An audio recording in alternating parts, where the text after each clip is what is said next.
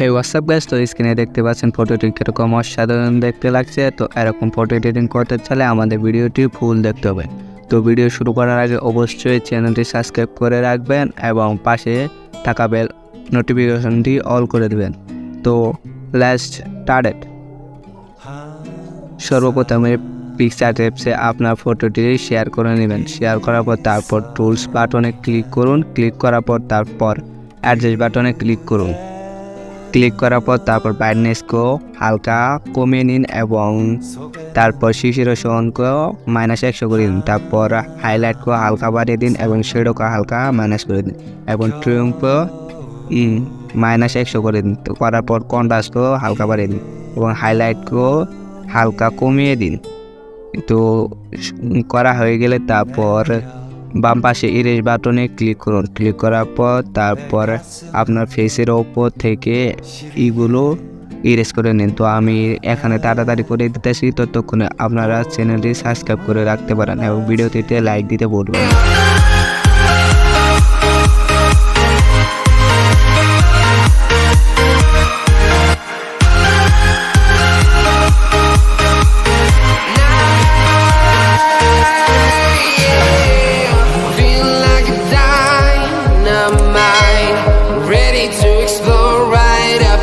তো perfectly erase করা হয়ে গেলে তারপর ডান পাশে কর্নারে রাইট বাটনে ক্লিক করে ডান করে দিন এবং তারপর বাম পাশে রাইট বাটনে ক্লিক করে ডান করে দিন।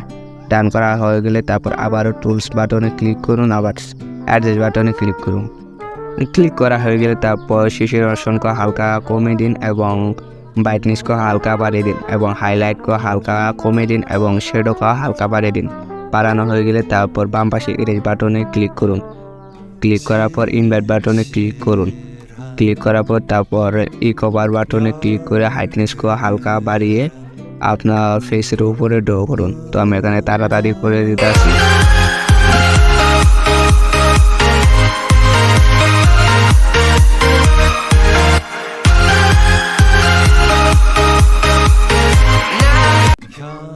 লিপসের থেকে ইরেজ করে দেবেন। ইরেজ করা হয়ে গেলে তারপর ডান পাশে কর্নারে রাইট বাটনে ক্লিক করুন। ক্লিক করার পর তারপর বাম পাশে কর্নারে রাইট বাটনে ক্লিক করুন। ক্লিক করার পর এবার ফটো কমপ্লিট। আপনারা চাইলে ফটোর ব্যাকগ্রাউন্ড কালার চেঞ্জ করতে পারেন।